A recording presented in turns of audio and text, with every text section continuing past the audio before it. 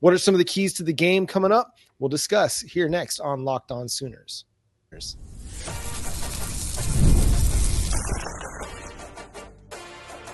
You are Locked On Sooners, your daily podcast on the Oklahoma Sooners. Part of the Locked On Podcast Network, your team every day. Again, thanks for making Locked On Sooners your first listen every single day. Shout out to all the everydayers out there. We are part of the Locked On Podcast Network, your team every day. Jay is in Baton Rouge this weekend for OU LSU. So if you see my man, make sure you go say hi, shout him out, and let him know that you listen to Locked On Sooners. Get a selfie, post it on Facebook or Twitter or whatever. We'd love to see the interactions and all the Sooner fans. It sounds like quite a few Sooner fans are going to be getting down to the game, so that's pretty exciting. Potentially maybe a Bayou takeover, maybe. Hey, the one thing that the SEC has learned is that Oklahoma travels. Every road game that I've been on this year, we have been there in droves. When I was in the Grove in Ole Miss, you saw that crimson everywhere walking around. When I was out there in Auburn, they were in shock. Wow, there's a lot of y'all here. I said, yes, we do travel. Even with it being Thanksgiving weekend, this is the cool part, John. As I was preparing for this trip, for my day job, I travel a lot, leveraging American Airlines. Well, I got an email as soon as right before the season started that said something about college football and travel. I was like, let me look this up. So when I looked at it, John, guess what? They've got direct flights from Oklahoma City to Baton Rouge. So prepare yourself. There's going to be a lot of Sooners showing up because typically it's a connecting flight. Baton Rouge is a smaller airport. No. They went ahead and got connecting flights in on Friday and out on Sunday. So, yeah, there's going to be Sooners everywhere. So if you see me, holler at your boy. I'll be walking around. You'll see the hair up. I'll be out there. Actually, I'll probably have on this hoodie. I have on some thermals because it's supposed to be chilly there in Baton Rouge. So I'm pretty excited to get out there, get our cheer on, and see if we can take over the Death Valley at night.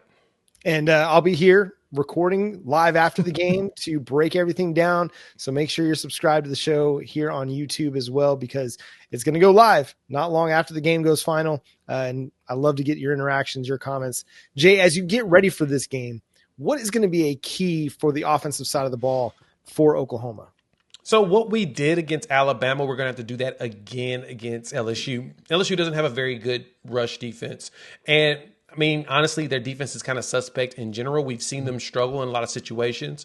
The big thing for us is to get out there and we're going to need to run the ball down their throat. Just like we muscled Alabama, we can muscle LSU. We watched Alabama muscle the heck out of LSU at night in Death Valley. Basically, the only team that beats them in Death Valley on a regular basis, especially at night, is Alabama. I think they're undefeated. They got one loss at night in Death Valley, and that has been to Alabama over like the last 10 years, something like that. It's absurd. They don't lose at night in Death Valley, except for when they play against Alabama. So since we own the state of Alabama right now, we have state claim. The Sooners have got there early, state claim to the state of Alabama, and we are now the kings of Alabama over the top of the governor because of our 2 wins against not only Alabama, but Auburn. We should pseudo walk into Death Valley and do the same thing. But on a serious note, John, the key thing that Brent Venables has got to focus on with his offensive side, Kevin Johns as well as Joe John Finley is going to have to get Jackson Arnold going early, not only in the run game, but we got to pass the ball this game. LSU is going to load the box. They're not going to be stupid like Alabama was and run a 3-man front and think that's going to work. They're going to try to load the front and force Jackson Arnold beat them with his arm. But John, you know he could do it. Why not take advantage of it? We should.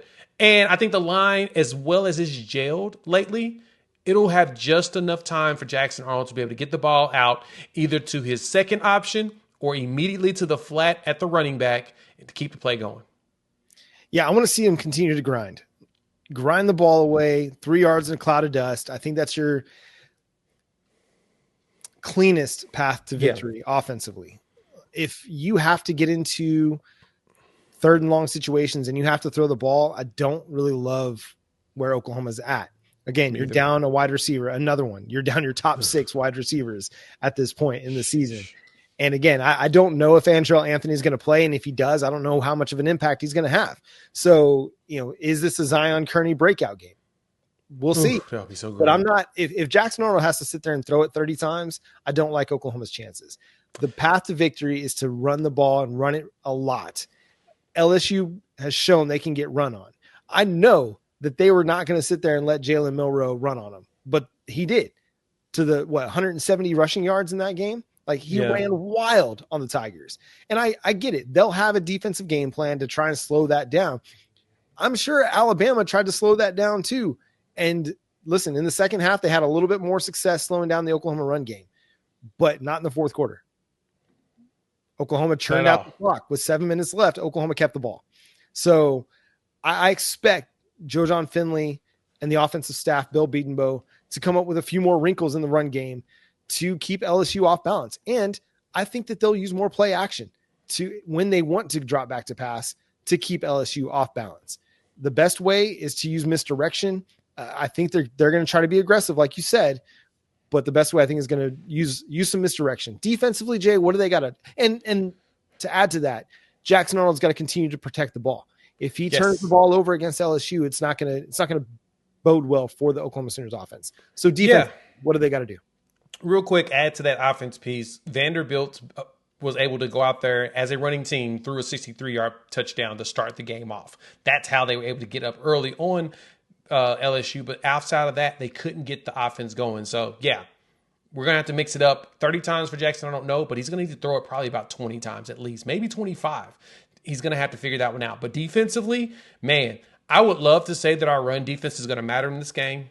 It won't. LSU's are not a very good running game. They're not a very good running team. They could barely run against Vanderbilt in that game last week. In that game, Josh Williams ran 14 times for 98 yards. You had Caden Durham, 14 carries to 58 yards. So the running wasn't that good for him. Now, Josh Williams had two rushing touchdowns. So granted, that was good, but Garrett Nussmeier threw for over 300 yards in that game. And that's basically what that dude has done most of the season.